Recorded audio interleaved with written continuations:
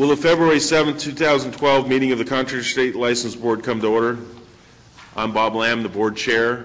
I'd like to ask our secretary, Joan Hancock, to lead us in the Pledge of Allegiance. Please stand.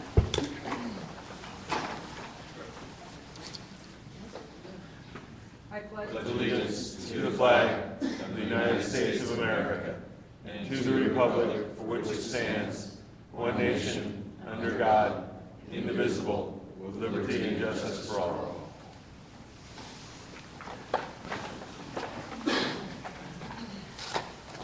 Okay, at this time, I'd like to ask Tara Maggie to call the roll. Tara. Dave Diaz.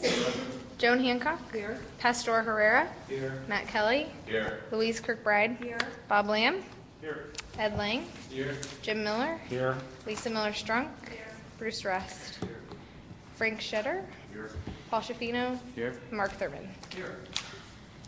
Okay, I'd like to note that Bob Brown, board members Bob Brown and John O'Rourke both have excused absences. And also at this time, I'd like to call up Amy Cox O'Farrell. Is Amy here? Where is Amy?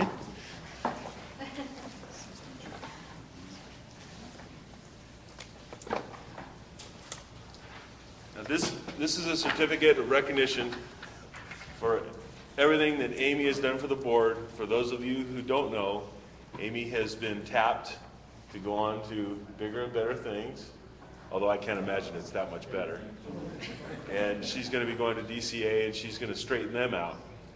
And as she's straightened us out, and all the help and care you've given to us here at the board, I know that you'll do the same for the entire department.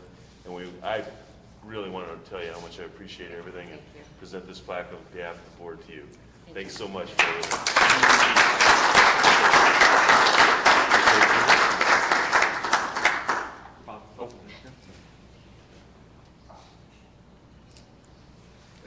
Thank you all. I just want to thank you very much. I've worked at CSLB for the last 9 years and 35 years in state service. The last 9 years have been the best. It's a great home to be part of. I'd like to thank Steve and Cindy for their leadership. I'd like to thank the board for all their support and all the division chiefs for their support also. It's an incredible team to work with. It's incredible working with someone who genuinely cares about their mission. Thank you, guys. Thank you.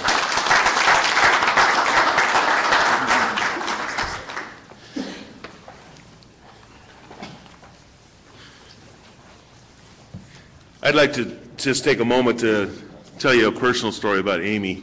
When I first came on the board in 06, I'm a little bit of a computer geek myself, and when I met Amy, I knew I found a kindred spirit because we were talking geek and no one else in the room knew what we were talking about, and that was kind of cool, and that relationship has gone on over the years, and I hope it continues. If you ever have any feeling to talk geek to somebody, give me a call, okay? Anyway, get on with the meeting now. Now will the members of the board, senior staff, and members of the audience please introduce themselves. I'd like to advise the members of the public that identification by members of the public is voluntary. And we'll start with Steve. Steve Sands, Registrar. Lisa Miller-Strunk, Board Member. Ed Lang, Board Member. Dave Love, Chief of Enforcement. Matt Kelly, Board Member. Mike Shutter, Board Member. Mark Thurman, Board Member. Laura Zuniga, Chief of Legislation. Bruce Rust, Board Member. Don Chang, Legal Counsel. Rick Lopes, Chief of Public Affairs. I'm Bob Lamb, Board Member. Paul Schaffino, Board Member. Joan Hancock, Board Member. CSLB IT. Tara Maggi, CSLB Licensing. Jim Miller, Board Member. Louise Kirkbride, Board Member. Pastor Herrera, Board Member. Dave Diaz, Board Member. Karen Olin, Chief of Licensing. Mike Franklin, Deputy Attorney General. Karen Hughes, Citizen. Brian Hughes, Rick Peters, Stacy Krause. Tammy Kelby, Joe Upchurch, District Council 16. Thank you and welcome for making it out here to today's inclement weather. The citizens, I applaud you. That's very good. Appreciate you coming. Otherwise, we'd be talking to an empty room. That wouldn't be any fun at all. Okay, at this time, I ask for any comments from other board members. Are there any comments you'd like to make before we start the meeting? Seeing none, we'll move on to item C on the agenda, public comment. This item is provided for public comment pertaining to the items on the agenda as well as items not on the agenda. However, the board cannot take any action on items not listed on the agenda. The CSLB welcomes public comment on any item on the agenda, and it is the CSLB's intent to ask for public comment prior to board taking action on any agenda item. But if for some reason we forget to ask for public comment on an agenda item, a member of the public desiring to comment on the item should raise their hand and they will be recognized. Also, we will be limiting public comment to 5 minutes per individual. Are there any individuals that wish to address the board at this time? Please come to the podium. And there's a little button there next to a face with a speaking notification. Rick will push it for you. Thank you. As I said, my name is Karen Hughes. I want to preface by saying that we're not here to complain about a contractor or anything, and I will not be mentioning any specific contractor names, so I don't think any of you should have to leave the room. Thank you for having us. I have about a 2-minute presentation, 2 to 2.5 minutes. We employed a contractor after we lost our home in a fire of 2008. That contractor eventually walked off the job and filed for arbitration with the CSLB to avoid 2 citations from the CSLB. We also agreed to arbitration. Our case proceeded to arbitration in December of this last year, and a civil lawsuit is still pending. I'm here today to discuss our experience with the CSLB arbitration processes and issues that we think are a very serious concern to the public in determining fair and equitable decisions, as well as how a contractor can currently get around the rules that normally would apply in a superior court setting where the kind of mistakes we have experienced could likely not happen. We also have some suggestions on how to improve the CSLB arbitration procedures so that this doesn't happen to other consumers in the future and will greater serve consumers and protect them from unscrupulous contractors. As a result of a simple procedural issue, the CSLB arbitration has determined an award based on an evaluation of work performed on our home, which is factually inaccurate. Because of this, we are now likely forced to pay the limit of arbitration award of $50,000 to this contractor. First, the enforcement team of the CSLB has been great in working with us throughout this process and answering our questions. Our problem with the CSLB arbitration boils down to disclosure. What is required or not required to be exchanged between the parties prior to the arbitration itself. Another issue that we ran into is there's currently no screening process that would allow for review of materials and the subject matter in dispute prior to the arbitration so that the arbitrator can determine the necessary time for the actual arbitration proceeding to ensure there is adequate time for all facts to be presented by both parties. It's currently the suggestion of the AMCC, the agency that the CSLB contracts with for arbitration, that both parties exchange documents 2 weeks prior to the arbitration. This is not mandatory. Or both parties are expected then to bring all evidence to the arbitration itself. Our arbitration was not a simple one where 2 parties are merely arguing over pricing, shoddy workmanship, or a simple change order. Our case was an entire house valuation from the ground up of work performed up slightly prior to rough inspection. The awarded value of the structure was based solely on an estimate provided by the contractor at the last moment during the arbitration itself. There was in excess of $50,000 of work in that estimate that was awarded that specifically was not physically performed by the contractor. How did this happen? The contractor provided a multiple 50-page plus 250-line item estimate during the arbitration at the end of the day. As such, there was no review of the estimate or the opportunity to cross-examine the documents during the arbitration proceeding. To adequately review this estimate would have taken any person that is familiar with the estimating software many hours, if not a couple of days, to review and understand the aspect of the project to determine a fair and equitable value of the structure. In our opinion, our arbitration really needed to be a minimum of a day and a half, possibly 2 days, not 5 to 6 hours. We were very rushed and did not have time to disclose all the facts, but this was not the fundamental problem. As I stated, it was disclosure. After hearing open arguments, background, and 4 expert witness testimonies, there was little or no dialogue about the specifics of the estimates other than the witnesses stating that the estimates were accurate. Again, we had never seen nor had any time to review the contractor's estimate ourselves for accuracy or validity. As uncomfortable as we felt at the end of the day, we were asked to trust the arbitrator to determine the actual value of the work performed. He also stated that he was familiar with the estimating software that was used to prepare these estimates. There's currently no process in place to review or add additional responses to new evidence or documents that show up during the arbitration proceeding. When we received the award, we were very shocked because the arbitrator simply accepted the contractor's estimate as the value of the structure and disregarded our 2 estimates. If he seriously would have reviewed the contractor's estimates in detail and compared to the evidence presented, he would have found at least 50+ items that were clearly questionable and should have requested a second meeting or more documentation for clarity. In the AMCC procedures, they allow for corrections per section 70085.5 to an award if there are mistakes, evident miscalculation of figures, mistakes in the description of the property, or clerical errors.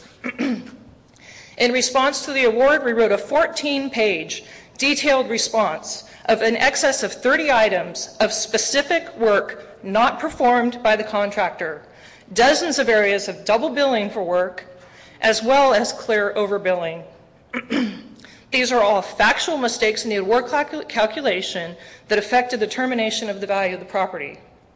Apparently, the acceptance of a denial of a correction is solely up to the arbitrator to decide if he wants to consider them or not, regardless as to if the evidence provided is factual and provides clear evidence of calculation errors that are in an award.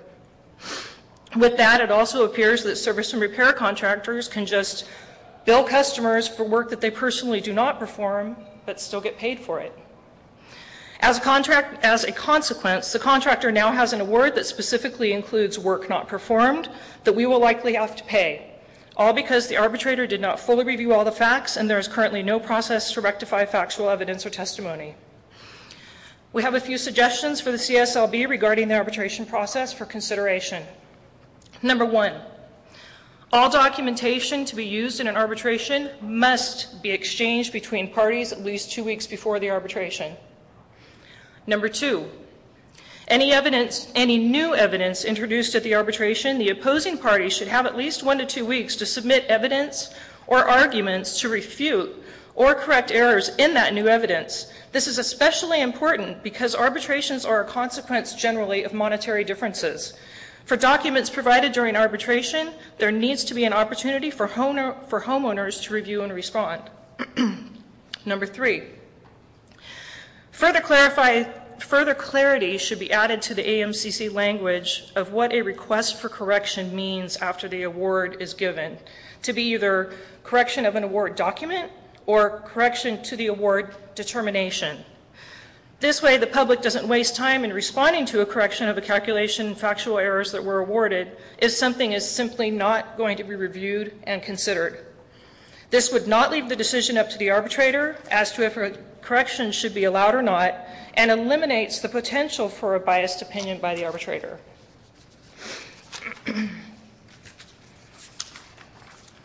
Number 4, if an arbitrator is asked to provide detail of how the award was determined, he should make an attempt to do so.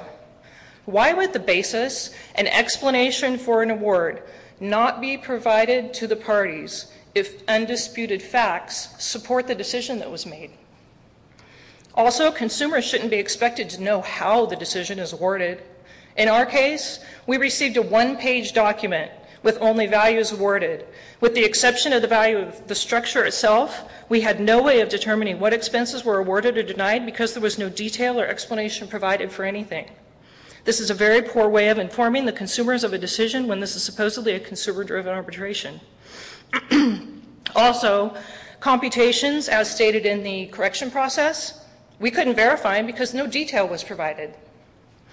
Last, if an arbitrator knows either party to the arbitration or its witnesses, full disclosure should be made prior to the arbitration hearing so that both parties have the opportunity to review and make inquiries to request another arbitrator if needed. We were told at the arbitration that the arbitrator knew the other party as well as their expert witnesses. If the CSLB arbitration had procedures in place to fully look at all these facts and had disclosure requirements, we really feel that such a decision like this could have been prevented. We hope that it's really the goal of the CSLB to protect the consumer from contractors that play games to enrich themselves and like to circumvent the system when they get the chance. We sincerely hope that these processes will be changed so that this doesn't happen to anybody else in the future. And that's really why we're here today. These processes need to be changed so that this doesn't happen to anybody else.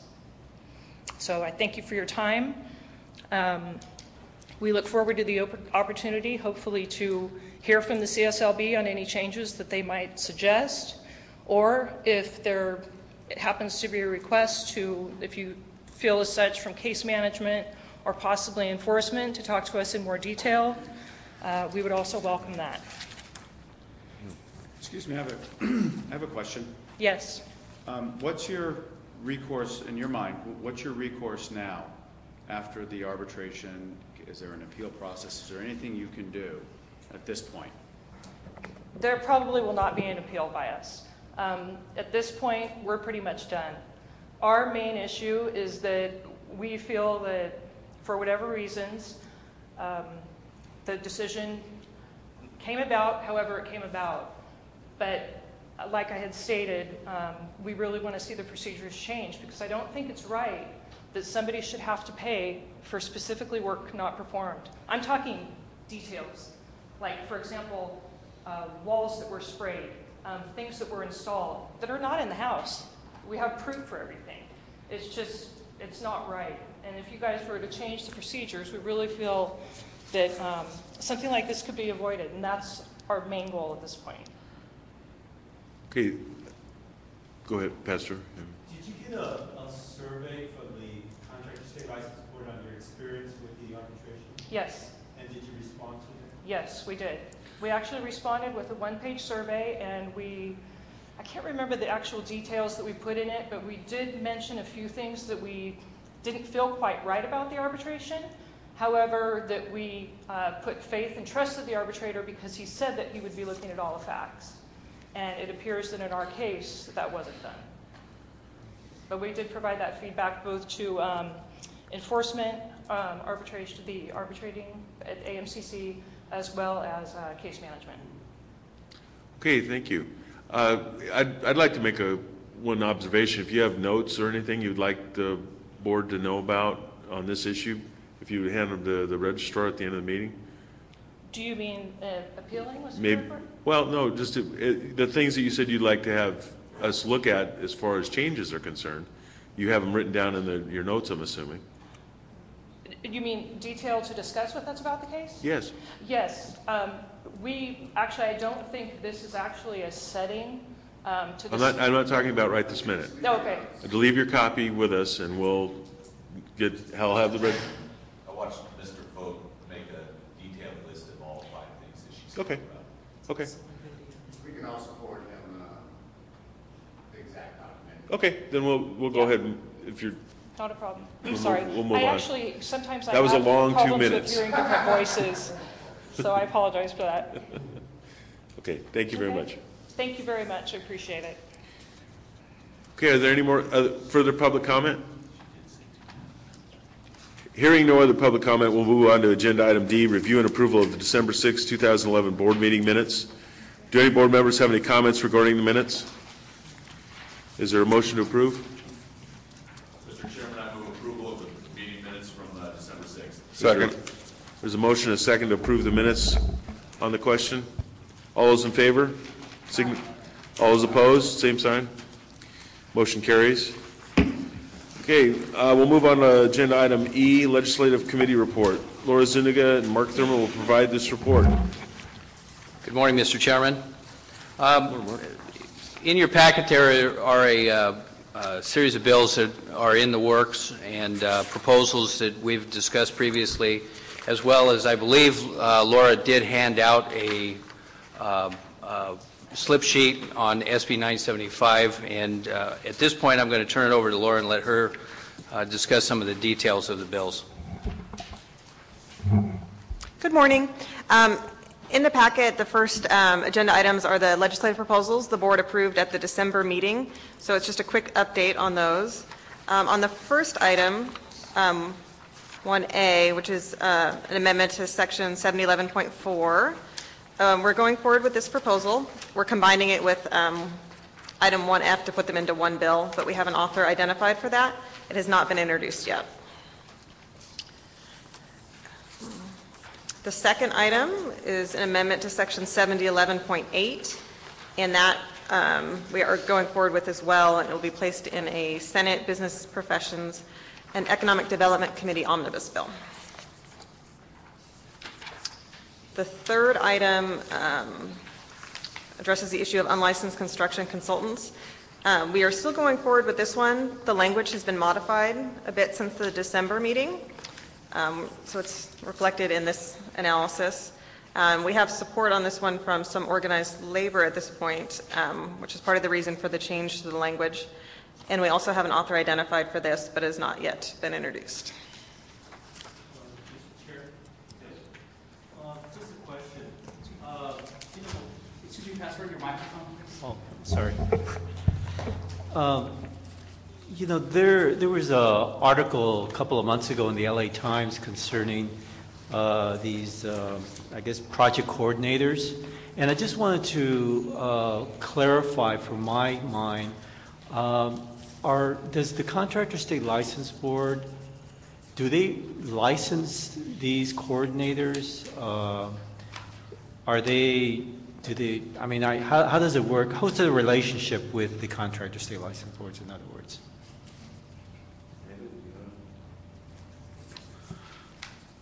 Well, we license the coordinator when they fall under the definition of a contractor that's in statute 7026.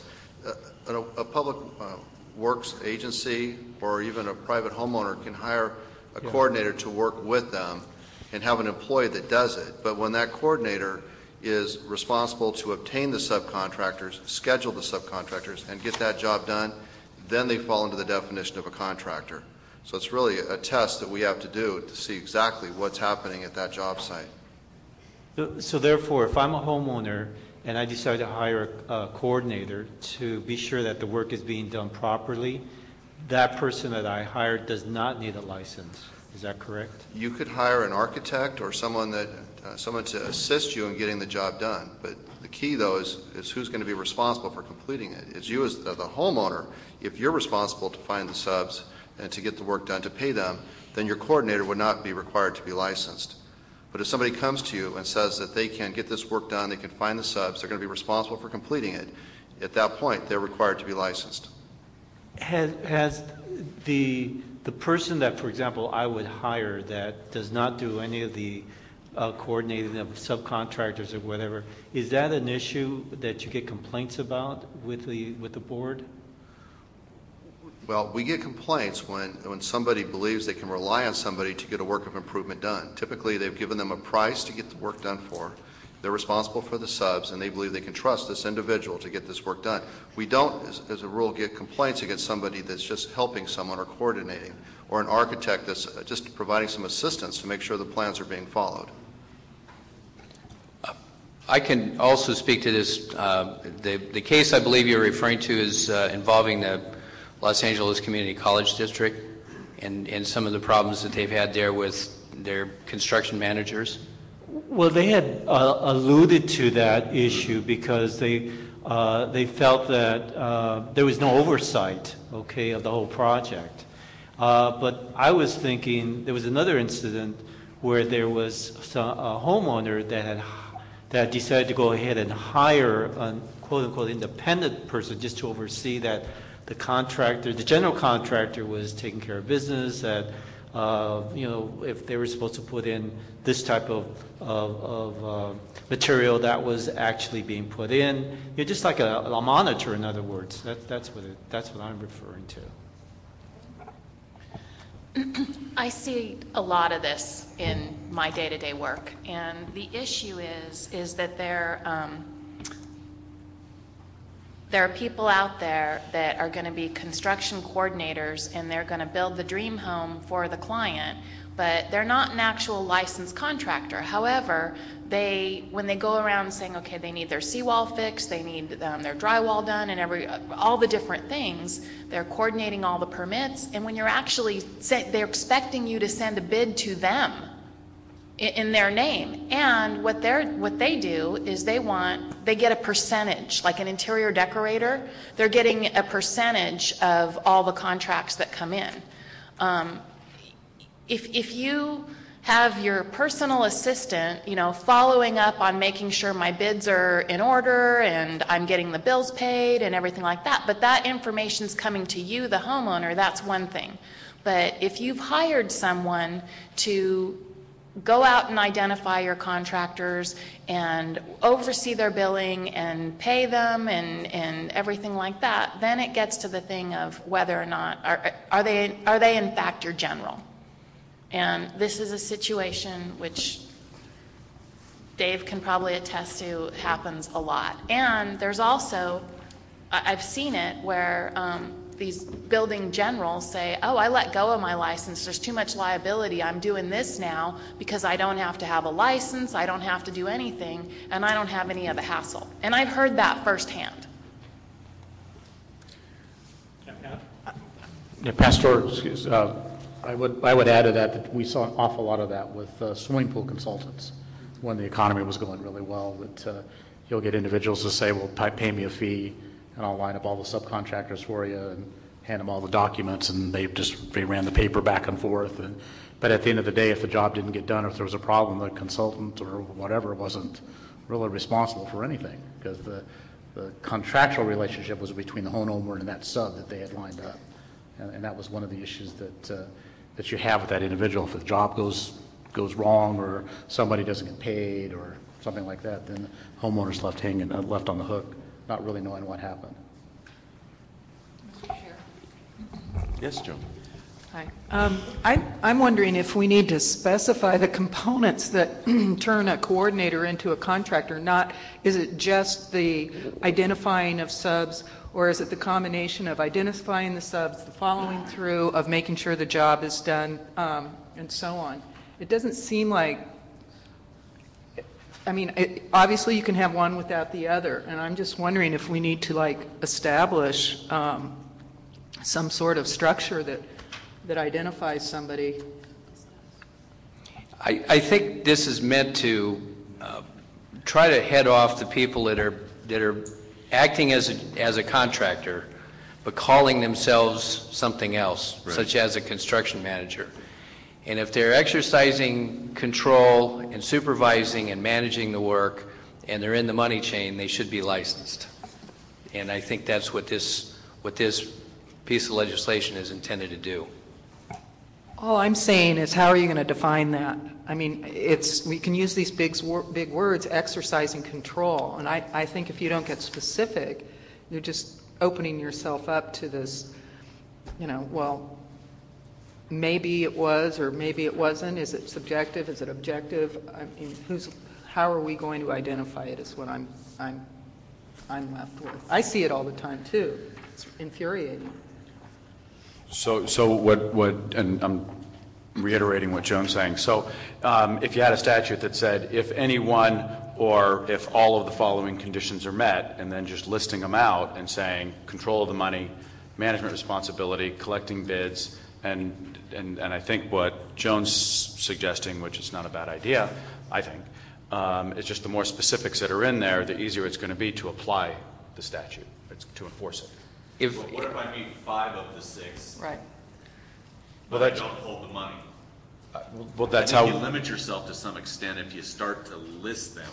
I don't know. Well, that's what, no, I agree. We're just throwing it out there. Okay, what if you meet? Maybe it's just you meet 2 of them, or maybe you meet 1 of them, and you're a contractor. I don't know, but it's just a thought of it's easier to enforce for Dave, the more clear it is. That's all. I just call your attention to the final paragraph that's highlighted here. That was, as Laura pointed out earlier, you know, there's some work that's gone into this, and I think that's the suggested language to try to define what this, you know, what the character of this individual or firm is. Go ahead. Generally, you have to be careful. If it looks like a duck, you know, acts like a duck, quacks like a duck, it's a duck. When you generally, if you start to try and specify, it actually limits our ability. Each case is kind of different. There's some kind of legal standard we have to meet for an administrative case. So each case is kind of different. So, you know, I think this will help us, but you don't want to get too specific and start having lists, because then it's just that list. And I don't know if Mike and Don want to add to that from a legal perspective, but it's like it's the preponderance of the evidence or something like that, where go ahead, you have to. Okay. Yeah, and I think Steve is correct. You know, because ultimately what you want to do is you want to keep the language broad in the statute, because you always have the ability to make it more specific by regulation, so you can basically fine tune it. Because once it goes into statute, you're kind of stuck with it. Right now, we have kind of defined it as a person who oversees a bid or sets up work schedules. You know, that's pretty broad. You know, we may need to do a little more fine-tuning of that, but I wouldn't want to get into a laundry list, because we have that opportunity to do that in regulation, to be more specific. So, but again, I think just the terms oversee a bid and sets up the work schedules, if you feel that is sufficient, you know, which is the essence of what a contractor does as opposed to a true consultant, we can work with that and later on define it. Or if you want to fine-tune those two terms, we can also do that also. So, Don, if I could ask you just to elaborate on that. So, let's say you have the broad statute, love the idea, and then we'll have on a legislative level narrow it down to maybe a list of some kind or whatever. How's that done, and when is that done? What happens is, first the statute, for example, it says oversees a bid. Let's say that passes as legislation. After that passes, we would then, by regulation, define what we mean by oversees a bid. We could kind of list the elements of overseeing a bid.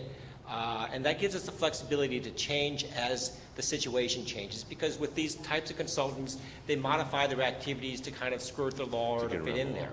And that kind of gives us that flexibility. If we put it in statute, they modify their practices, and we have to basically go back to the legislature and go through that sort of thing.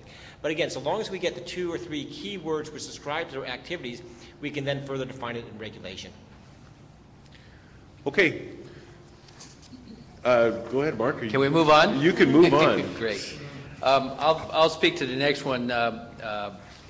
1D, we've talked about this previously, and this is on the rental equipment of providers.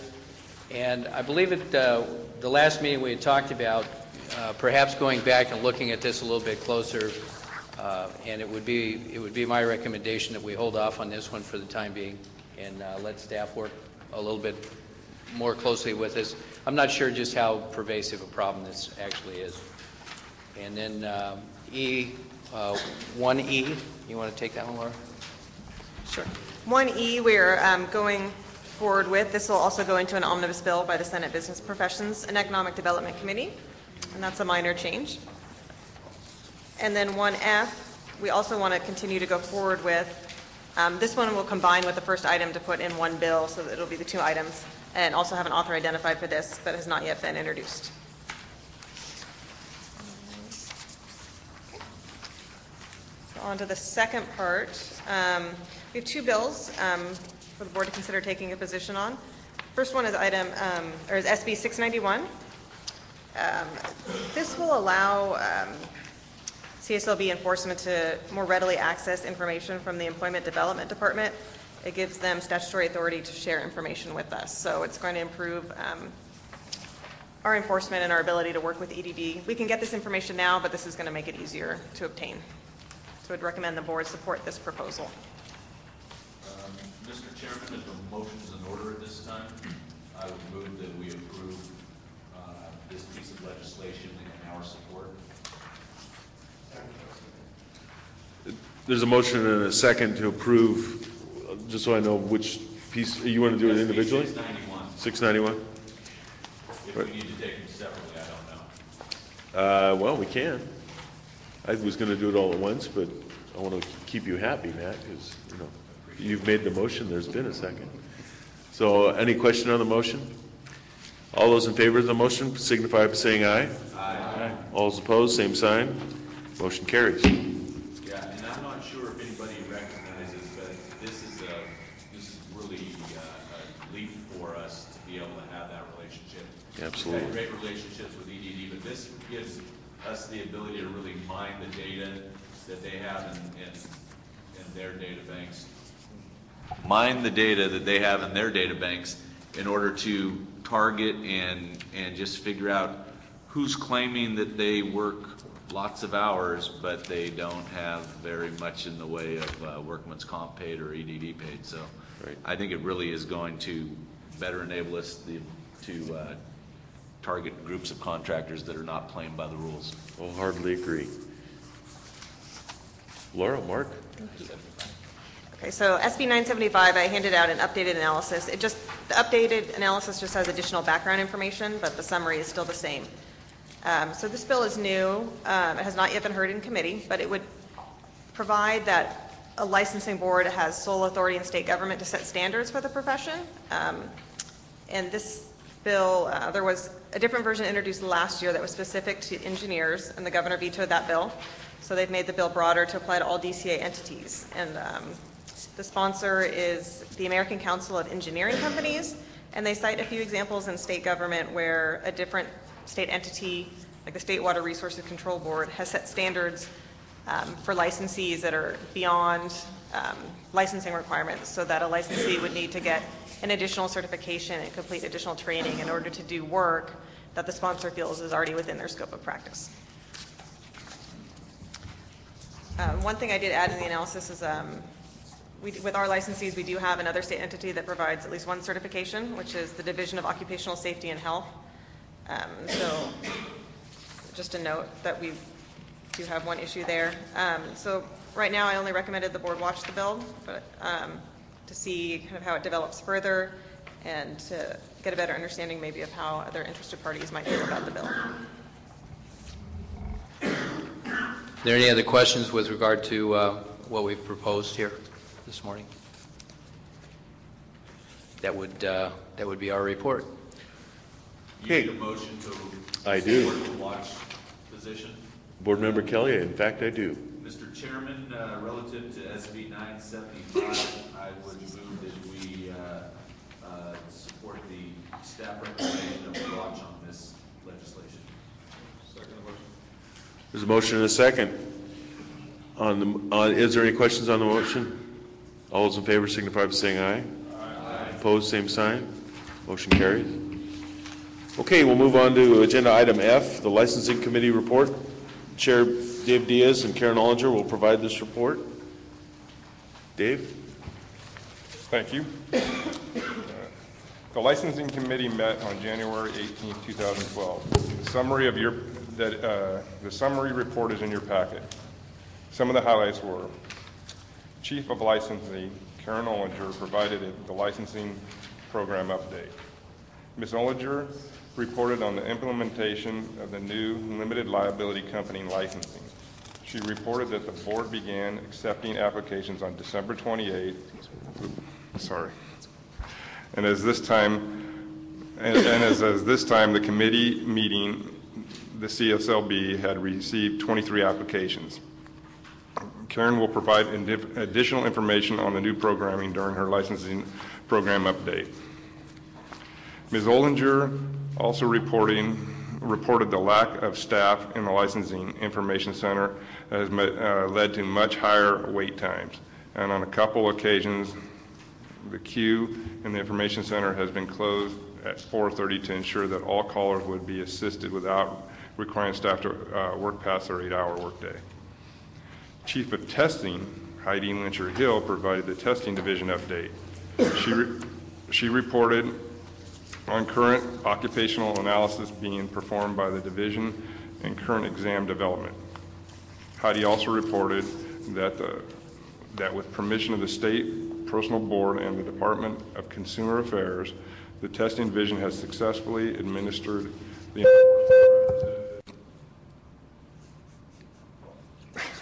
Enforcement Representative Civil Service exam twice since 2011.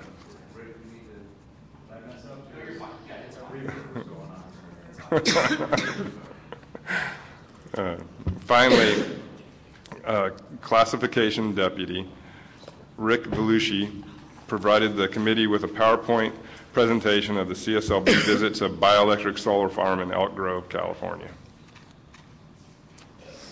This concludes my report on License Committee, and I will now ask for a motion to approve the report. So moved. There's a motion and a second. Is there any questions on the report or any on the motion?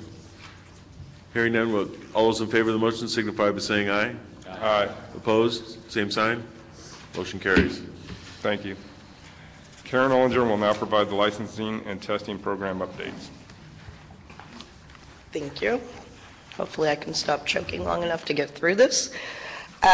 You'll find the licensing program update report in your packet. As always, the first couple of pages show the application workload reports, the number of apps received per month, per quarter, the average number. Again, nothing new to report here other than applications to continue to decline. On page 3, there's a little summary about the limited liability company licensing. As was just reported, we rolled out the new program December 28th, 2011. We had a mandate to get it started by January 1st. We are happy to report we issued our very first LLC license on January 19th. And to date, we have received 55 applications for the limited liability company. So that program seems to be going quite well. Fortunately, we haven't been bombarded with apps, so we've been able to kind of, slowly transition into this new program. Let's see, fee increases, we've been reporting on that. I think we're all familiar with that now.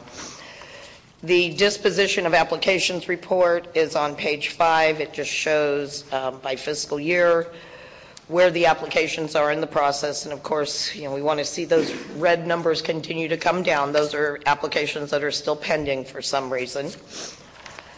The license transaction processing times are towards the back of the report on pages 14, 15, and 16. That just illustrates the number of weeks it takes to pull a document, whether it's an application or renewal, name change, whatever, how long it's taking for staff to pull it to process. And our processing times are staying very well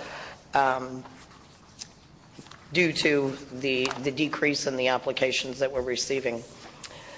The fingerprinting criminal background unit report is on page 7. You've got the statistics there, the number of rap sheets that we've received, how many licenses have been denied, and probationary licenses issued. The Licensing Information Center, again, as it was just reported, it's struggling. If you look at the stats and you see the December 2011 wait time, that doesn't look so bad. That's roughly at our 4-minute mark, which we like to see. But with the holidays and everything, December tends to be a slower month. We're able to, answer the calls more readily. I think you're going to find for this last month, wait times have gone up significantly. Again, we're suffering from staff shortages. We are making every effort to get those positions filled. We have a couple in the works. We did get one approved, and he'll be starting at the end of the month. Luckily, it's someone who actually used to work there, so we don't have the training curve that we would have with most other staff. But because of the high call volume and the fewer number of staff, we have had on occasion 3 or 4 times now had to shut the queue down early to make sure staff don't have to stay late to clear the calls up. So again, it continues to struggle, but we're working on it. The judgment unit report starts on page 10. You can see the number of outstanding liabilities that we've processed, the money that we were able to assist in collecting. Same for judgments and payment of claims. And then finally, the bottom of page 13 is the total of all those areas combined and the money that we have assisted in collecting. So that's the licensing division. If there's no questions about that, I don't have a question, I more have a comment. You have a new supervisor in the LIC? New manager, New yes. manager, and I was really, really impressed with him, and what a great hire. And you guys should meet him. I can't remember his name, I apologize. Jeff Toney, and Okay. you're right, he's fabulous. He is fabulous and really, really professional, well-spoken, and he's going to go big places. Louise? Just a question. You may not know the answer to this, but I'm sorry. Boy, the decrease in the number of applications for new licenses is really a collapse. I mean, that's just unbelievable. Do you know how far back in time you have to go before it was back at that level? I mean, this is 12 years ago, it was 50% higher than it is now, so it's amazing. Yeah, I don't have that answer. You have to go a lot further back than when I started with the board. I know that. Wow. Yeah, it really has dropped. Now, you mentioned there was an increase in call volume. What does that do to? Our call volume is basically staying the same. Some days are higher than others. Our number of agents available is what really has decreased. But towards the end of the day, on a few days, we've just gotten slammed with calls coming into the queue. Because our agents work until 5 o'clock, if somebody's already in the queue, we're going to help them. We're not just going to leave work and let them sit there forever. So when at 4:30, 30 calls come into the queue and you've got 3 or 4 people left there to answer the calls, you have to cut it off or they'll never get them cleared out in time to go home.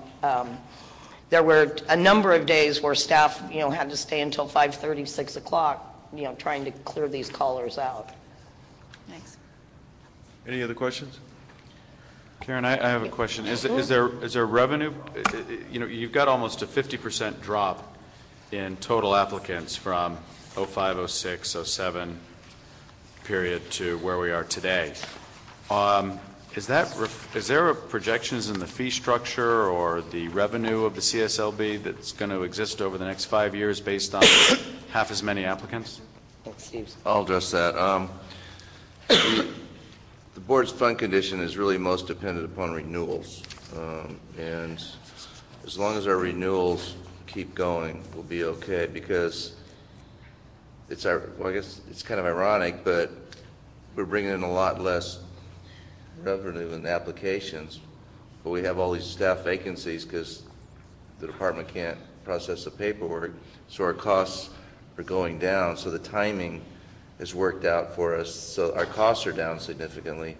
At the same time, our revenue is. So as long as our renewals remain okay, we're generally going to be all right. Jonathan, I was going to talk a little bit more about the budget during the executive, but long-term, next few years, we're okay, unless there's total collapse of the economy in California. That'll be the least of our worries then. Any other questions? Okay, we'll move on to testing division update. Testing division update again is in your packet. I'll just give a couple of items. Sorry. The CSLB maintains 8 testing centers throughout the state. Currently, the examination wait time at all centers statewide is 3 weeks. There's also the ability for walk-ins on the spot, and applicants have a very good chance of getting in, just by walking in. On page 2 is the examination development information. You can see there are 3 recently completed new occupational analysis. They've completed 3 new examinations, and then there at the end of the page shows the analysis and examinations currently in process. The testing division gave the civil service exam for the enforcement rep 1, which is a classification David's group uses on a regular basis.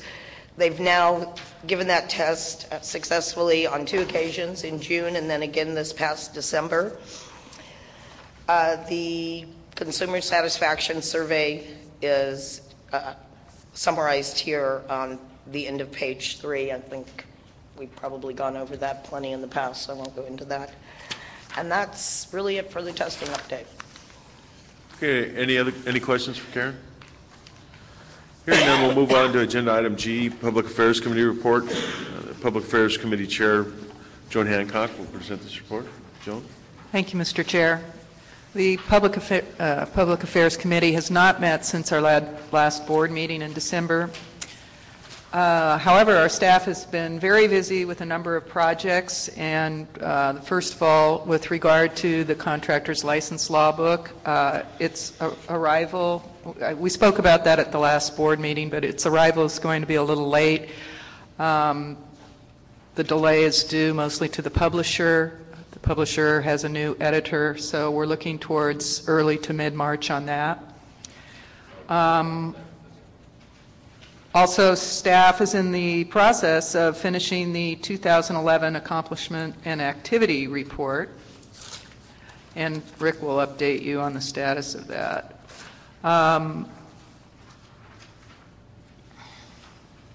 Two members of our staff have undergone training to assist the IT department and their staff in posting materials to board websites, so we extend our kudos to them.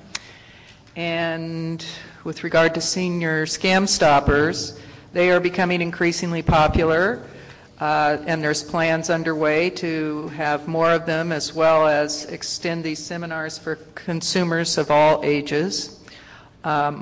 I would like to add a note that I did one in January with another board member, Matt Kelly, and I thought it was very effective.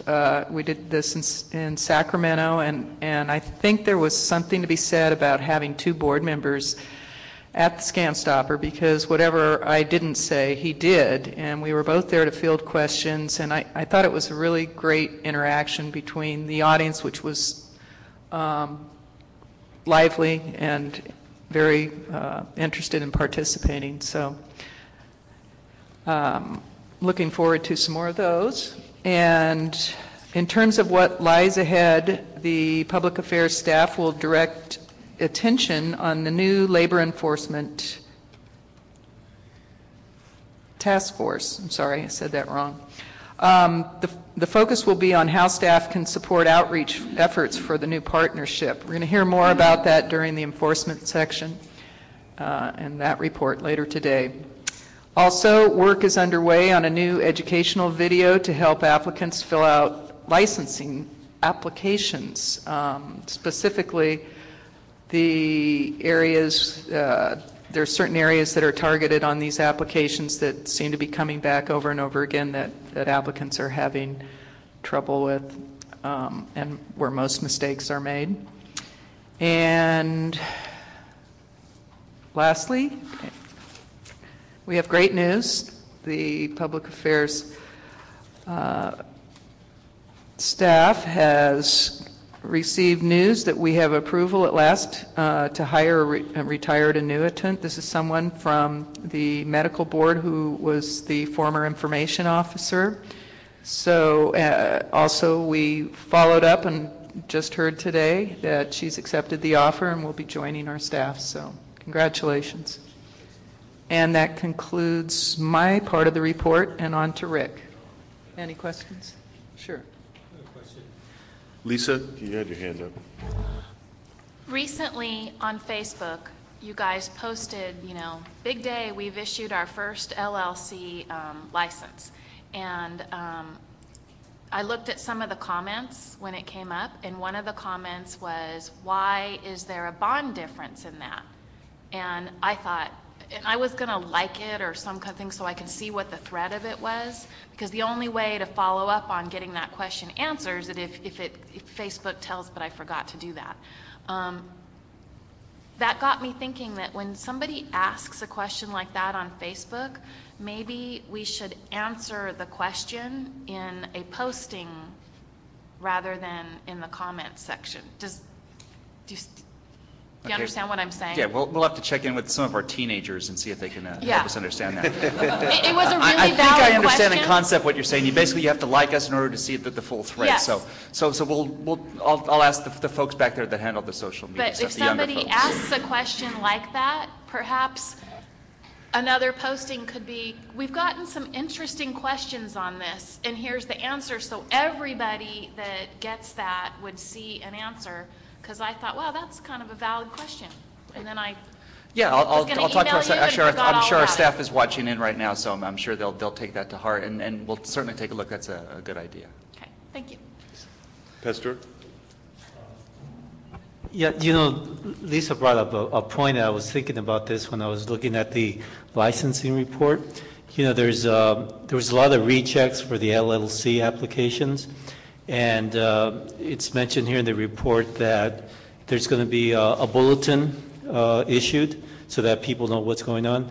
And as part of the content of that bulletin, we have a question and answer, questions that have arisen as a result of some of the problems that some of the applicants are facing, and then maybe give them an answer there so that the information is spread out. So because there's a lot of people that may have the same question. That was one question I have. And briefly, Joan, how many people attended the one in Sacramento? I'm not sure what the total numbers were. It was small comparative to others that they had, and subsequently, I think even the next day, I heard in Fresno there was one that had over 80 people. But Sacramento was small. I'm not sure of the reason. I attended the one later that month at the Pinnell Center in South Sacramento area, and there was maybe 35, 40 people there. Can I speak to the bulletin that Pastor asked about? Sure. There was a press release that went out, and I got to tell you, it was fantastic. It answered every single question on where the mistakes are, and it also told you if you need to get it quicker, here's how you do it, here's how much it costs. I actually told their staff it was fantastic. I just wanted to finish my response to Pastor. I think it's good that you asked that question, because sometimes I've been to a couple that we've had, lesser attendance, and then sometimes it's greater. I know in Sacramento, and we try to have these scam stoppers at senior centers. And I know personally that in Sacramento, 3 out of 5 senior centers have been closed due to lack of funding. And so you think seniors, how far are they going to be able to travel to the ones that are still operating? I think that's part of the problem. I think the question that may come up or something that we could explore is other ways to attract seniors. And I don't know if we have limitations on that, but it's something that I've been concerned about, and maybe we could, in committee, have that discussion. I think the more interesting thing that's happening is that we're broadening these consumer awareness, scam stopping things to, people of all ages and across the state. That I find very exciting, and I think committee agrees on that. So, but thanks. That's a good question. Thank you, Rick. On to you. Okay. Yeah, and just to briefly touch a little bit more on the senior scam stoppers, one of the other ways we're looking, a lot of times it's the legislators that we're letting do a lot of the outreach, because they're actually working within their districts, and they've got their methods of reaching out to folks. So a lot of it, as far as the publicity, does fall upon the legislators, and we see different levels of cooperation. I think as we do them more and more often, the legislators will understand the program better and will do a better job at publicizing it. As an example, we had one last Friday in the city of Compton in Southern California, and we had 200 people there. So that was a legislator that we've worked a number of times with, and actually we've got one coming up this Friday in Inglewood. We've got a TV station in Los Angeles, one of the public TV stations. It's requested to come and videotape it, and they may actually air the entire thing on their regular over-the-air channel. So I think as time goes on, we'll see different ways that we're able to get the message. Also, the one that Joan and Matt were at in Sacramento, we had the department there with us, and they videotaped it, and we do have that entire presentation up on our YouTube page. So we're going to look for other ways to get the information out there. So even if people aren't there in person, if they've got the ability through the internet, they've got the ability then to go back and to watch and to get that information. And as far as the LLC, the industry bulletin did go out on January 27th. It's on our website, and the information is out there as far as how that is progressing as well. As far as to quickly go through the program update, Joan did note a few of the highlights. But on page 1, I'll just kind of point out again, the big one is that we have been given permission to hire a retired annuitant. As Joan mentioned, this is a woman who worked, was the main information officer at the medical board for, I believe, around 15 years. And we're going to have her start actually as early as the end of this week that she's going to be coming in. We're getting the paperwork going right now. The website assistance project, as Joan mentioned, is really going well, and it's really been a win-win situation. I think for certain it's helped out the IT folks and freed them up for all their other projects that they're doing. It's helped our staff take a little bit of pride and ability of getting our information out and up on the web faster, and that's worked out really well. We do have our live web stream going. It is being streamed as we speak on our web page. So anybody going to our main home page right now will see the live stream of this meeting as well. As far as on page 2 and 3, you just see the updates on the people who have either liked us on Facebook, followed us on Twitter, and signed up for our email alerts. Those are slowly increasing. On page 4, you see the list of press releases that we put out since the last board meeting. I also wanted to point out to the board's attention the LETC, the Labor Enforcement Task Force that Joan mentioned we'll hear more about in enforcement. We're going to be taking an active role. The Department of Industrial Relations is the lead agency on this new task force, and we've got a telephone conference call scheduled with them for later this week. We're actually going to be fighting for them to be able to do more publicity than we've done with past coalitions. And also, too, there was a case here in the Bay Area that our enforcement folks really jumped onto last week, and it's continuing to this week. There was the death of a construction worker at a construction site in Milpitas, just in the East Bay, that we've been involved in. We've already done some media interviews and outreach. The enforcement folks have already suspended the license of this company, and that case is continuing, and we're being very involved with the media as well on that. I'll kind of jump over page 5. There fortunately have been no disasters in the state, but we always stand at the ready to help out. We've also done some work with our friends in the Nevada board who have had a couple wildfires over the last couple months, and they've replicated a lot of our information material, including the yard signs, and they actually have posted those during both wildfires in the Reno area. On page 6 of publications highlights, as Joan mentioned, our law book, which we really take a lot of pride in getting out at the first of the year. We've had delays with our publisher, and so we're standing by and waiting for it. It's going on the presses as we speak, so we should have it out by early to mid-March, and that is an important resource for our enforcement folks to have, so we're anxious to get that into their hands. As far as the completed publications, you see the list there. The accomplishments report, just because of our staffing concerns and issues that we've dealt with, it's been a little bit delayed. We hope to have it done in time for this meeting. It's in layout right now, so we hope to have that done in the next few days, and we'll certainly be sharing that with the board members. I also wanted to note in the other publications in progress, the bottom bullet point there, you see a sting brochure. This is a new project that we're working with the enforcement team. We're going to be producing a brochure that's going to be given to everybody who receives either a citation, administrative citation, or a notice to appear at any of our sting operations.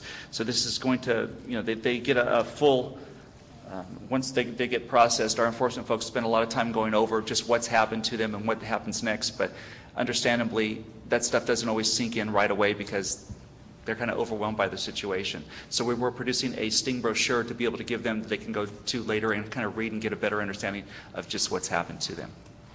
Lisa? Is the sting brochure going to be published in Spanish as well? Yes, it will be. And as far as the senior scam stoppers, as Joan mentioned, things really have geared up. We've got 3 scam stoppers going on this week. We were here in the Bay Area yesterday in Pleasanton. We'll be in Castro Valley here in the Bay Area tomorrow. Then, as I mentioned earlier, this Friday we will be in Inglewood, hoping that actually that will be one that will be videotaped.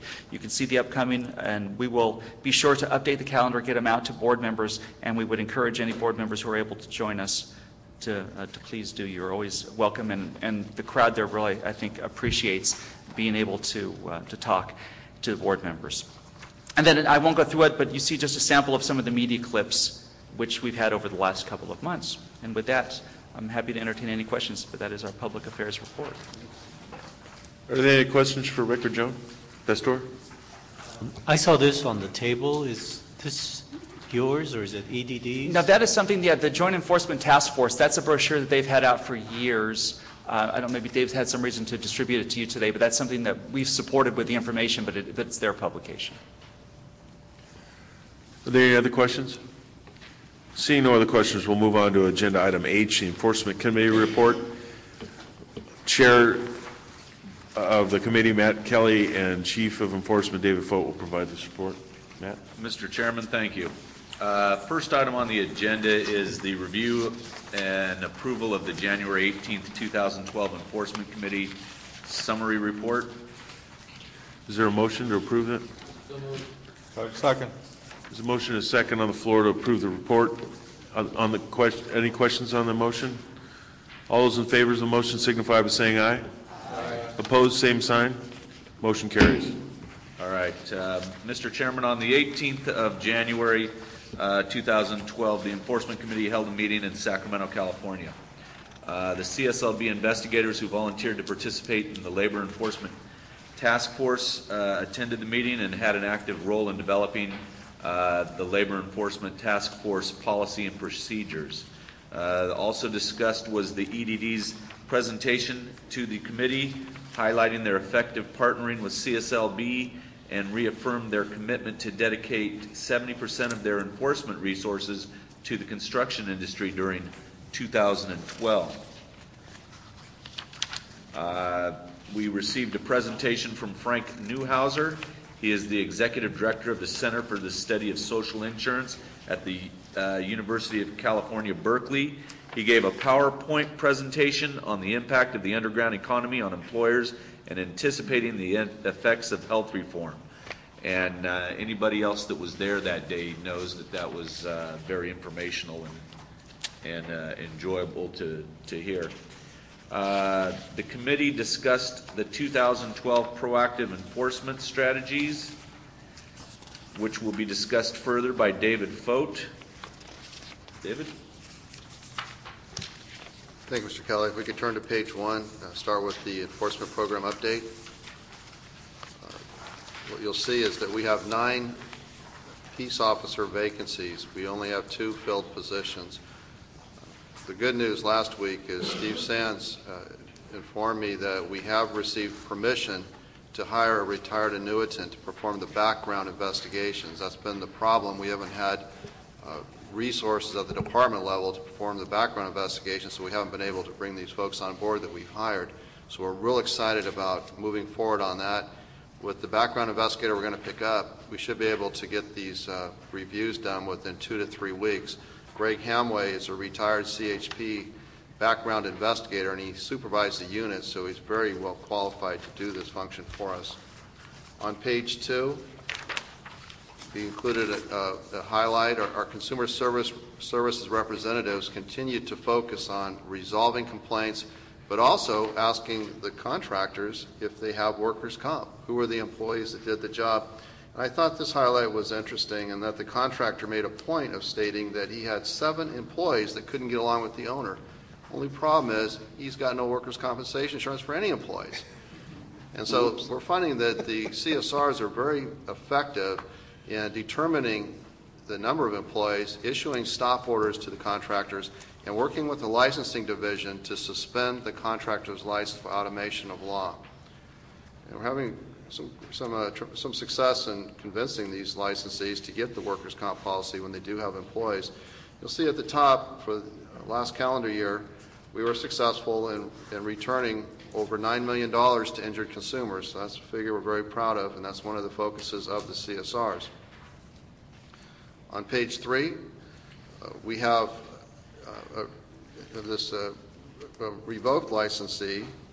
Well, I shouldn't say he's revoked. He's an unlicensed contractor that, well, he is revoked, and he was unlicensed at the time, and he was out committing mortgage scams to defraud consumers. We included this highlight because it shows the partnership we have with Elise Farrell. Elise Farrell is a deputy DA in Riverside County, and she's been quite active in training our staff and helping us to recognize when we have violations that can be charged in addition to the unlicensed practice.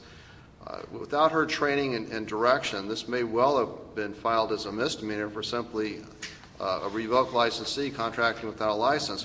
Because of the work that her staff and our staff did, we were able to get a significant. Heiser pled guilty on December 22nd to numerous felonies, and he's currently serving 2 years in state prison at Chino State Prison. So we look at that as a real effective partnership, and Elise has been helpful in opening doors for us and other counties throughout the state. On page 4, we included Danny Ho. This is one of the few convictions you'll see relating to a referral to the San Francisco DA's office. We haven't had great success historically in getting cases filed in San Francisco. It's almost a no-fly zone in many ways, but partly because of Rick Lopes and others, and Rick Lopes and his staff, by working with the DA and the new mayor and explaining to them there's some real benefit to prosecuting these type of complaints. The consumers appreciate it. You can get some positive public exposure. We're finding that the door is open somewhat now to filing on these cases. So we're very pleased that Mr. Ho received 1 year in jail and has to pay $81,000 in restitution to his victims. At the bottom, we have Michael Nguyen, who was revoked prior to stipulating to have his license revoked. He tried to set up a new business with another licensee under the same name, Lucent Energy Group. Of course, that's an unlawful act. When we got involved, the licensee, William Hill, immediately disassociated from his involvement with him. However, he's still facing administrative action. But in looking at the harm that was caused by Mr. Nguyen, we've encouraged the San Mateo DA to file felony charges against him. One, he's revoked, so he's subject to the 90 days in jail, but he's also committed other felonies such as grand theft and elder abuse. And I know our excellent Deputy Attorney General, Michael Franklin's also weighed in and provided some direction to us on that case, so thank you. The last highlight relates to the electrician certification requirement. We're continuing to meet with representatives from the Western Electrical Contractors Association and the IBEW to further develop our partnership. For the most part, they're out in the field. They're identifying these violations. They're writing the reports and sending them to us. Our end-of-the-year statistics for electrician certification were quite impressive. We had approximately 138 referrals, and out of those, we took action, a formal action. All but one was a citation, one was an accusation for the violation. We did that 43 times. We've had 3 that have been appealed. For the most part, the contractors are paying the fine. However, we had a hearing recently where the evidence did not support the violation, and that's one reason why we're now providing training to these compliance officers to make sure everybody understands what the evidence requirements are and how they can testify to them. And again, Michael Franklin's been very helpful in putting that training on. On page 6, at the bottom, we have an update regarding the CSLB arbitration program. You'll see that it has been effective in returning $3.7 million to injured parties. We know that Hughes are here today, and I've written down what your concerns are. I have a meeting scheduled with Karen Smith. She's the arbitration provider, executive officer. That meeting is this Thursday. So confirm, your 5 items and make sure that I address those with her. The program overall has been effective, but there's always areas where we can improve upon.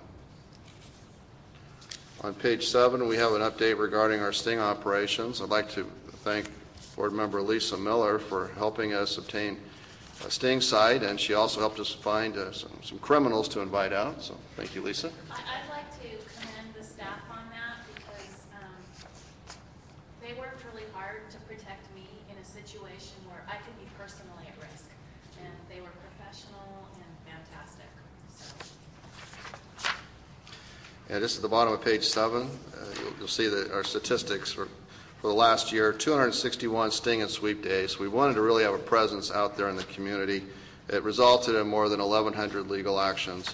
And on the following page, we break out the legal actions as to the notice to appear. We're filing the criminal misdemeanor, referring the case to the DA for the filing of criminal misdemeanors against the violators, and then how many we dealt with administratively. On the bottom of page 8, we have our pending complaint load. At the end of the year, we had 3,600 cases on hand, open investigations. Our capacity with the staff that we have, the positions filled, is 4,200, so we're within our capacity. We're pleased to see that. On page 10, we, somewhat of an error here, we didn't update the statistics for the end of the year. We used the same statistics that were in the Enforcement Committee packet by mistake. But I just want to point out a couple of things. The production for the investigators overall was just slightly greater than 9. The goal was 9. That takes into account the one furlough day they still have. I believe that'll be ending in another month or so, at which time we'll up it to 10 again. As far as licensee complaints settled, that's where we've settled a complaint. The contractor's paid restitution or returned, performed corrective work. The board objective was 30%. We did end the year at 37%. Resolving complaints at the Intake Mediation Center, the goal there is to resolve them within 60 days. The goal was 70% resolved for licensee complaints. We don't try to resolve the unlicensed complaints. We exceeded that by achieving 73%. And as far as our cycle time overall, for 11 out of the 12 months, we kept our cases, we had less than 100 cases exceeding 270 days in age. The only month that we exceeded that was November, where we had 111. And on page 11, 12, and 13, we have a training overview. I won't go into a lot of detail. I will say that we have Mike Franklin, he's putting on a module 3 and 4, more training that's specific to our jobs that the staff have asked for.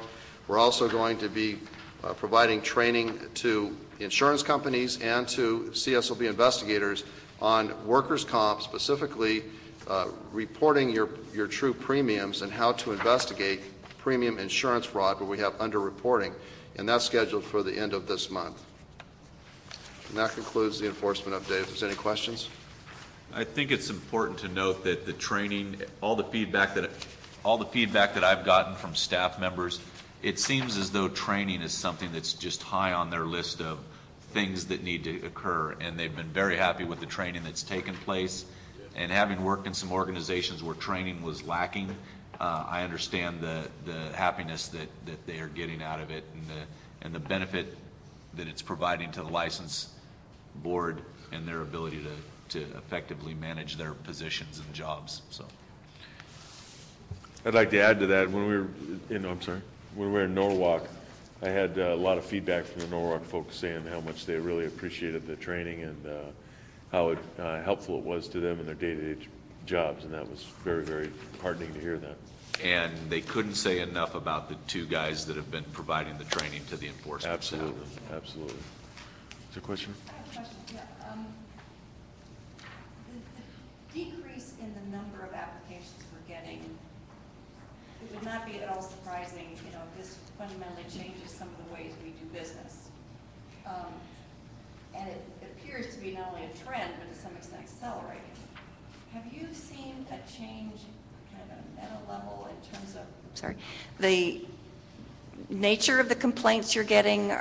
I assume there's fewer. Are there more from licensed contractor, about licensed contractors versus unlicensed? Just a change in the nature of your business. Well, in addressing the board objective to measure the underground economy, what we've done is we've looked at the number of unlicensed contractors we find out in the field that also we find advertising and that are receiving consumer complaints, and we've come up with a number of approximately 20%. So we don't have a lot of data to measure that against, but that's what we're seeing as far as what we're aware of in the last 12 months. Now, as far as the complaints, they are changing in that we're finding more complaints that relate to financial issues, contractors that are unable to pay a subcontractor, pay a material supplier. And that can be more difficult for our staff to resolve that dispute if there's no money available from the contractor.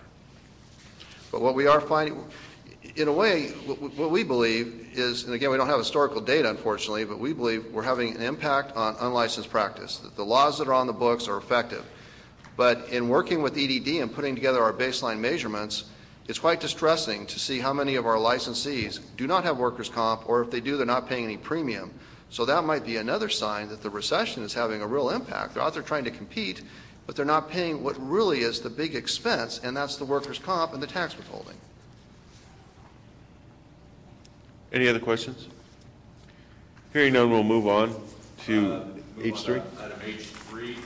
H3 is discussion on the proactive enforcement strategy, and we're going to be dividing up the statewide investigative fraud task or fraud team, and David's going to cover the way that's going to occur. What we've done is we've looked at our allocated positions. We have 30 allocated positions within the SWIFT unit. I think, well, currently we have 22, 23 of those positions filled. Now, it's not enough staff to have an impact statewide unless we're partnering with others.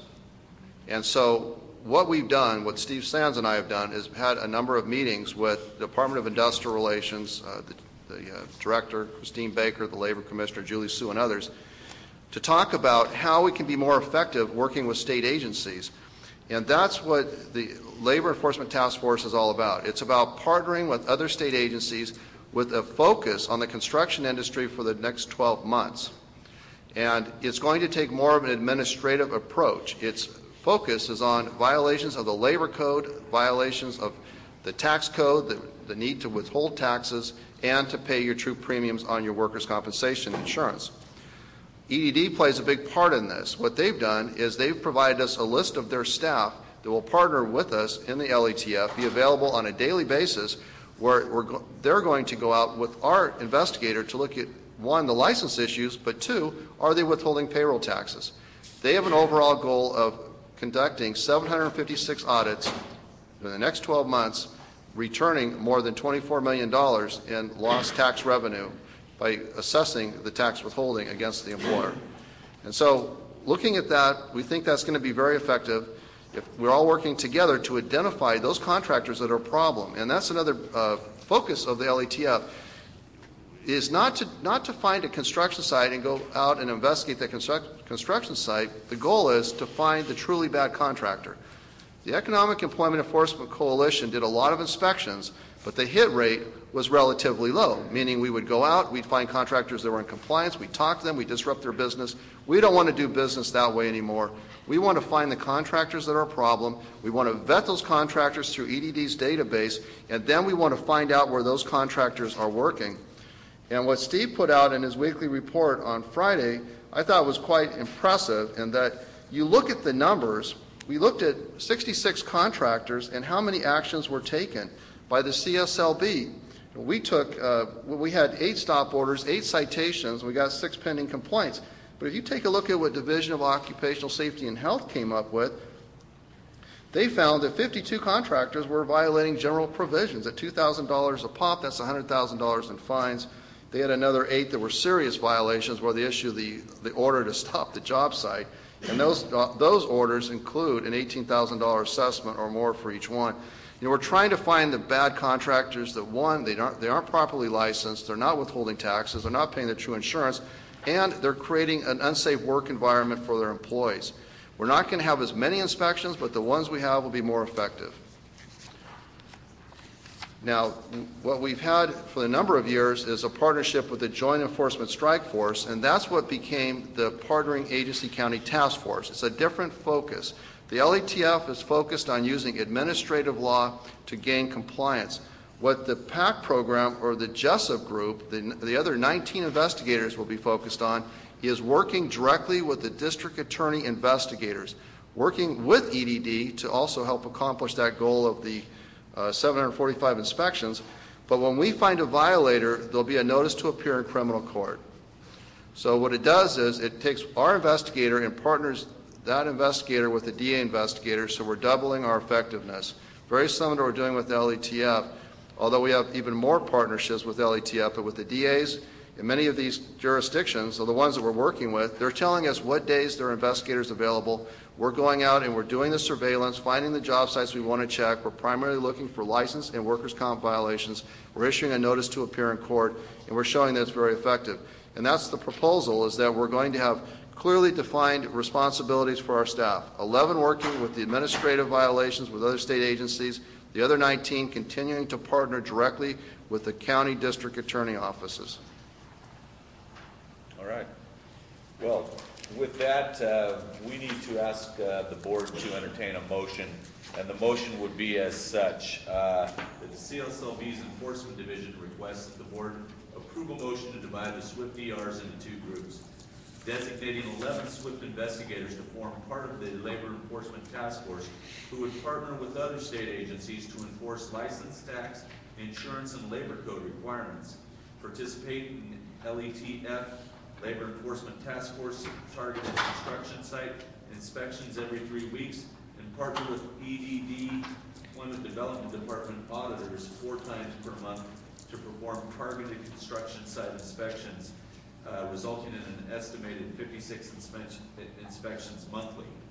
And also designate the remaining 19 SWIFT investigators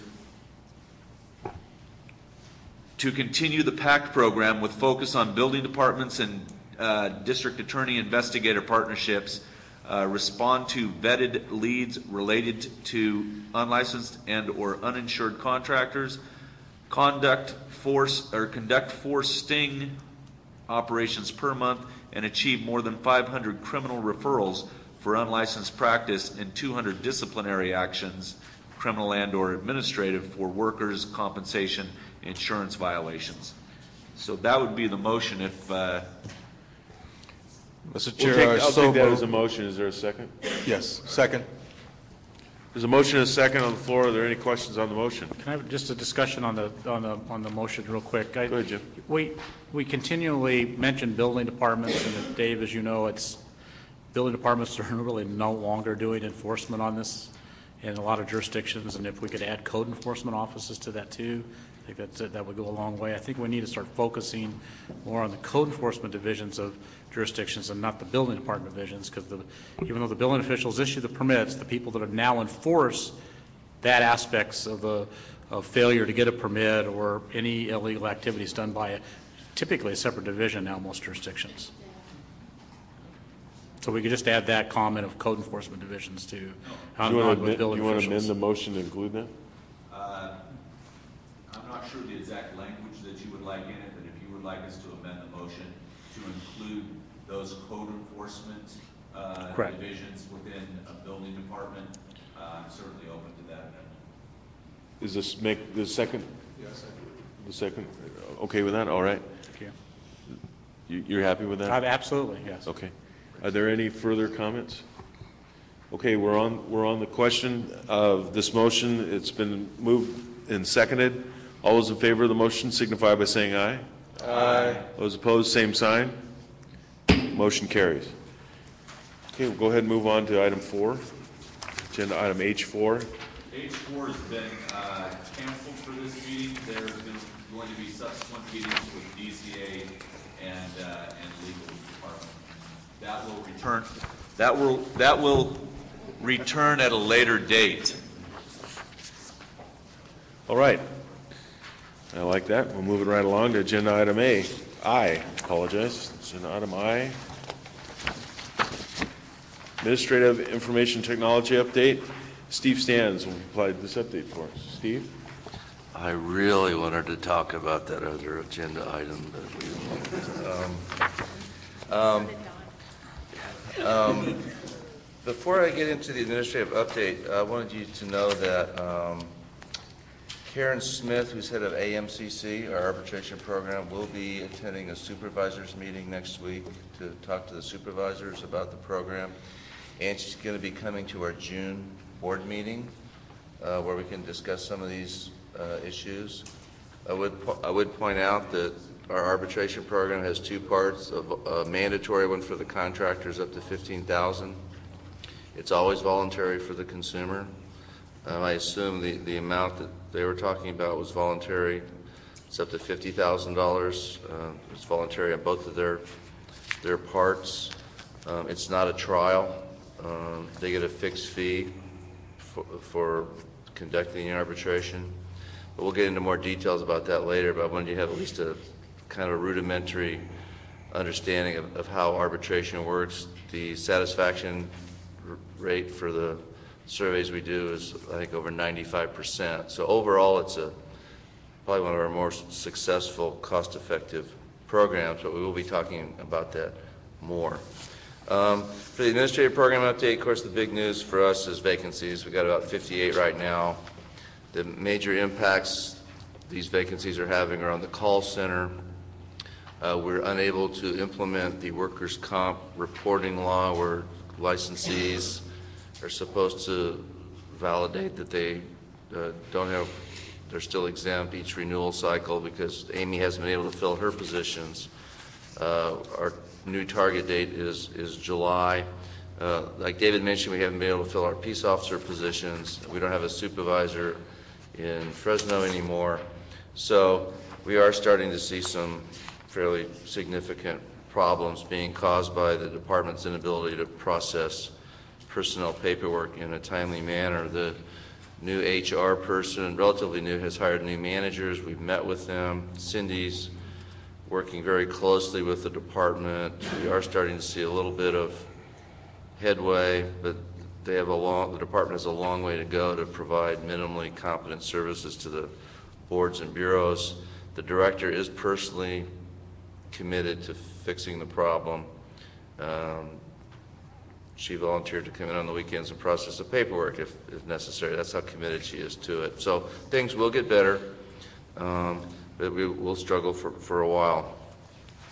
Long term, the board needs to consider the fact that, if the economy ever does recover and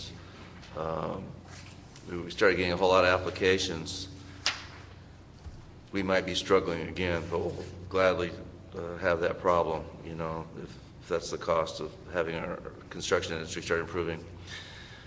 So vacancies is probably our biggest administrative hurdle right now. We've pretty much overhauled all of our investigative centers. Those of you who've been able to see the Fresno Investigative Center, the Santa Clarita, the San Diego, we've made significant improvements in all of our field offices. The only one that really isn't up to par is the Fresno the Fresno Swift office, and I don't see any improvement in that. We are putting in bulletproof glass in all of our ICs. That'll be finished. Really, the only problem we're having with space is they're still wrestling with the Oxnard Testing Center. They screwed up the original construction, and they're still reconfiguring to put the number of seats in they're supposed to have. The LLC is a success. It took us a whole year to do it. Things take a long time to implement, in IT especially. I'll go ahead and turn it over to Amy now, who will update you on what's going on with IT and talk about the meeting we'll be having with Breeze, which we've asked Louise to come to oversee that. Amy? Yes. So as far as Breeze, we do have a presentation on the 14th, Valentine's Day, where the department's going to come and provide us with an overview of Breeze. They're going to concentrate more on the licensing and enforcement side. So we look forward to that and a lot of hopefully good questions by Louise. And then as far as Breeze, they're also implementing a change control as it relates to our applications, because they do have to freeze the system so the requirements stop moving. So that already has been implemented. We do have approval to go forward with our workers' comp changes that we need for that. But any changes after that do have to go before the Change Control Board, and Cindy Christensen is a member of that board. Okay. The California email system, we are finally migrating. We started our migration last week, and we will wrap it up end of this week. So that's moving along, finally. Let's see. As far as myself, I will be working at CSLB in the mornings and gradually phasing myself out. And I do have, right now, I assigned 2 leads to oversee the programming side, and the other side of the shop, the technical support side, and that's working very well. But eventually, I will work with Cindy and Steve in getting a replacement for myself. Okay. That's it. Any questions? Okay, we started providing the board with statistical summary sheets. Those are pages, next couple of pages there. It's pretty self-explanatory. Any questions on our statistical summary sheet? Okay, if it's okay with you, Bob, I'll go on to the budget update. Please do. Beginning in January, Cindy and I, and used to be Amy, meet with Jonathan and the board secretary to review the budget status, see where we're at. And we met a week or two ago with Joan and went through the budget. Because of the hiring freeze and because of the vehicles and the cell phones and everything else, we're sitting, since we can't spend a lot of the money, we're pretty set for the year. No budget problems. Again, the only issue the board may face in the future is if fully staffed, we have to use all of our staff to process the licensed apps. We're going to have to really look at our budget very closely, but the next few years I think we're going to be fine. Same with the fund condition. Jonathan said we're doing fine. So any questions on that? One issue that is problematic, but we know this, we face it all the time, is our CMEA account. We issue grants to the construction management programs in the state when funds are available. We typically do it for a couple of years, then have to wait a year or two before we get enough money to reissue the grants, so we probably won't be issuing any next year. Any questions? Yes?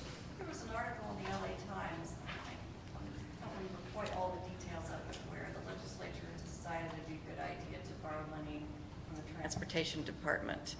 I assume you saw that, and I presume that also means that sooner or later they'll decide that it's a good idea to borrow money from other special fund. Have you?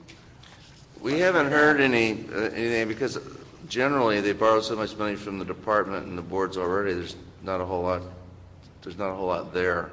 The really big money, I think, the transportation was what, 800 million or something, or some huge amount for temporary borrowing. I think for a cash flow problem, which I think they are obligated to pay back with interest. But I haven't heard anything. Jonathan hasn't heard anything. I just think it's too small potatoes for them to mess with for mid-year. Don, you haven't heard anything of the department about more borrowing. It's almost not worth it. I mean, they have to go through so many gyrations and paperwork, and it's very difficult. So I haven't heard anything about us yet. It's always a possibility, though. Yeah, agenda item I3. I'll run through where we're at real quickly with the current ones. Number one, we've contracted with Cooperative Personnel Services. They're moving along. It's probably not going to be till this summer. They finished the 1/3 of it, and they're working on the pay classification study and creating some deputies for David. It's maybe second or third quarter 2012. The expanded media outreach plan will be presented to the Public Affairs Committee at their next meeting. Number 3, I'm sorry. They're continuing to study the energy/solar issue. It appears, though, getting to the point where we're probably not going to have any dramatic changes. It looks like our existing classification system does in fact work, and the occupational analysis review process seems to be working. We may have other issues to deal with, not having to do with solar in the future, maybe with asbestos, other things that are coming from other areas. So I don't think we're going to be having to do a whole lot in that, which is good news probably. The flagship consumer publication, it's in development, design's been started. They had to focus on the 2012 law book because the editor at the LexisNexis changed. So I think when our new retired annuitant, Candace Cohen, comes on board, that'll help us move along on some of these projects. The training curriculum is pretty much done. I mean, training is very successful. It's always a shame when the first thing budgets, when they're cut, it's maintenance and training, because long term that really hurts an organization. But our training program is really good, and Doug Galbraith and Mike and David have done an incredible job. The item 6, coordinating, that's done. We're working with EDD on that. 7, the online tool, Amy did it, we're done. The legislative relationship plan, we'll talk about that at our next legislative committee meeting. I will say that our expanded senior scam stopper program may end up doing that for us. Jane, Rick's employee, seems to be doing a great job, very aggressive in getting legislators to hold these senior scam stoppers. Number 9, the law was in effect January 1st. We're looking at June or July probably, if we're lucky. 10, it's in development like the other one. Maybe the second quarter will be done. The new education video, number 11, they've had their first meeting with their licensing staff. Should be done by the next board meeting, we hope. Number 12, the MOUs. The LETF, Labor Enforcement Task Force, has set up a committee, including CSLB. We're reviewing all of the MOUs between all of the state agencies involved in that. And that it's ongoing. They had their first meeting. We'll be looking at finishing those up, but it's going to be an ongoing process probably. 13, David mentioned we're not moving very fast on that because it takes so long to hire the peace officers. 14, we're going to resubmit for the 5th time our PCP to staff a subsequent arrest unit. 15, that's part of the CPS project. We're still looking at 3rd quarter probably to see what that study's done. And 16, that's kind of, I don't know when we're going to get to that. It all depends on what Amy does and what kind of staff we have at the department, at the board. So we'll keep that as our goal, but that's kind of up in the air. Any questions on where we're at right now? Okay, what do we have planned for April? Well, nothing. Right, we're going to play golf. We met with Steve Spar, senior staff did, and we came up with a different recommendation for the board. Rather than last year, we gave probably too much background, too much reports, focused maybe too much on getting specific objectives.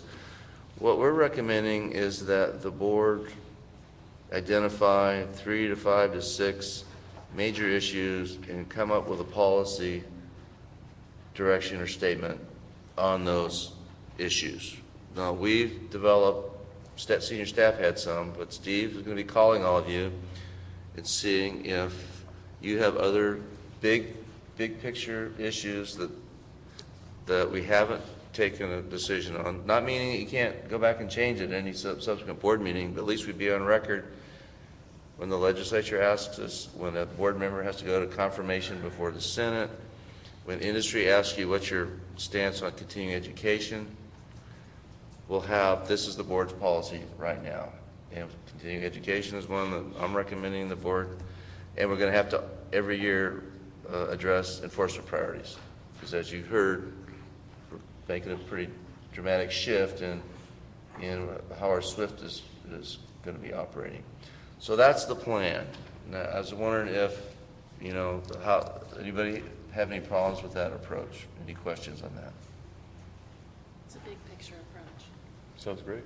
And then the plan would be to have you adopt those things after we get them out there, let industry and consumer groups have input on them, and then the board adopt it at the June board meeting.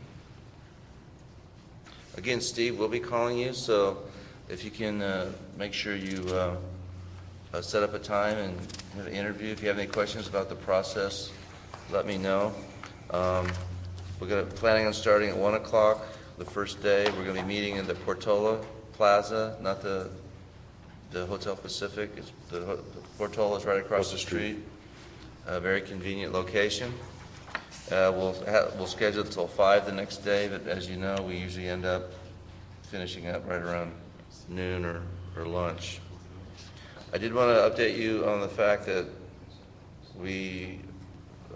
Tara got promoted, criminal background unit. Richly deserved.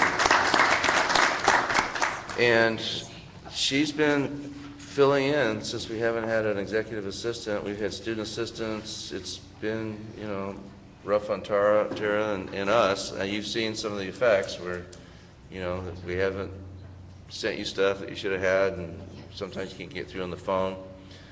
But our new executive assistant is going to come up tomorrow, and Cindy and I will be giving her first orientation. Cindy interviewed her on the phone. She's from San Diego area, highly regarded. Cindy recommended that she confirm her employment with us before she speaks to me. Something I have to talk. That's a joke. Sorry. But highly regarded, and it's, that was like a joke, only different. Yeah, not quite as funny as one. That's the difference. So we hope to have an executive assistant, on board in the next couple weeks, and looking forward to you meeting her. I think both Tara and Martha Gallegos, right? Will be coming to the board meeting, I think, right now, so we can train her and she can meet you all. And if you come by the office, make sure you introduce yourself. So that's if it's okay, I'll finish up with the next agenda. Please do. Again, we have the Monterey strategic planning session, June 5th. We don't have a location yet, but again, the Nevada board's going to come and meet with us. Karen Smith's going to, from AMCC, will be talking to the board. Again, we'll want most of you to come in the night before. Probably start at 9 o'clock for the June meeting, but we've got plenty of time for that. So any questions on the schedule? I just had one question. You said Karen Smith was coming to a supervisor's meeting next week, and then the next time you would... Wednesday and Thursday, this week. This week. Oh, this week, okay, Yeah. and then, so tomorrow. And then after that? She's going to come to our board meeting in June, so you can ask her questions and she can explain how the arbitration program works. Great, thank you. And Joan, those meetings are in Norwalk tomorrow and Thursday. Steve? Yes. Any direction from the new director, Denise Brown, as to overall where she's going with the department? There's a lot of good things about having Denise as director. Number one, she knows our board, but she's spent 38 years in the department. So there's not a whole lot of people that know more about the department than she does, and she knows how it works and how it doesn't work. So she understands how to get the administrative processes that support the boards and bureaus to provide us the services we need to. She understands that the department exists to support the boards and bureaus. A lot of people that work in the department, and I did before I worked in a board, think the boards are there to help the department. That's not how it works. You don't need the department other than for some administrative support. So she understands that. So she's going to make sure that they are a control agency, but they also provide client services. So I think she's going to focus on that as far as the boards and bureaus are concerned. The other thing is she knows a lot of the people. She knows people in the legislature, and she's very hardworking, and people just like her. So it'll be good. And her whole team. There's going to be a learning curve for her chief deputy, who's from the legislature, the deputy director for board relations from the legislature. This is true of all, and Laura can attest to this. When you work in the legislature, you have one view of the world and government, but when you get over into a program, it's like, oh my God, I can't believe we passed those laws, or I can't believe all the impact these laws have on day-to-day operations. So I think our new deputy directors will go through that learning curve. Again, they're smart, they're nice, they seem to be really committed, but that's always pretty big hurdle for people that work in the legislature to try and run a program. So it'll be interesting. But I really like and impressed by everyone in the department. They still have vacancies. There's no communications person, there's no legislative person. There's a vacancy for the chief of administration. So there's some bureaus that need appointments. So that's probably what Denise is spending most of her time on now, trying to fill positions. Didn't she serve as acting director for that department during the recall? Or in that? Yeah, Denise was the chief deputy director for the department for 5 years, and then when the director resigned after the recall, she was acting director of the department for the first few months for the Schwarzenegger administration. She has the experience. Yes, which I think is important for a department as so complex as ours. It's really good to have someone that understands the department. Any other questions? I'll entertain a motion for adjournment then. So moved. Is there a second? Second. Motion and a second to adjourn. All those in favor? Aye. Opposed? We stand adjourned.